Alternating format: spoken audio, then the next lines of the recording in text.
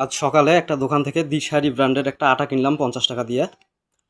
কিন্তু আটাটা মেয়াদও আছে, মেয়াদও এখনও হচ্ছে 21/10/2025 পর্যন্ত মেয়াদ আছে। সব কিছু আছে। কিন্তু আটাটা নিয়ে আসার পরে আগে হচ্ছে গালায় রুটির জন্য তৈরি করছে আটাটা পুরোটাই। রুটি বানায় ফেলছে অলরেডি, সব কিছু তৈরি করে ফেলছে, একটু পরে রুটি ভাজা হইতো। কিন্তু শেষ পর্যায়ে যা দেখা যায় যে কিছু অবশিষ্ট আটায় কিছু পোকা, আটাটায় পোকা। তো এত পরিমাণ পোকা যে শেষের মনে হয় যে 100 গ্রাম আটার মধ্যে এতটুকু পোকা বের হয়েছে। 100 গ্রাম আটার মধ্যে থেকেই এতটুকু পোকা বের হয়েছে। একটু আগে পোকাগুলি সব জীবন্ত ছিল, এখন অল্প অল্প জীবন্ত আছে, কিছু কিছু মারা গেল। তার কারণ আমি একটু আগে এগুলো নিয়ে দোকানে গেছিলাম, দোকান থেকে দেখায় আনলাম। এখন ওনারা বলতেছে আমি তো প্যাকেটের আটা বিক্রি করছি, আমার তো এখানে কিছু করার নেই, আটার তো মেয়াদ আছে।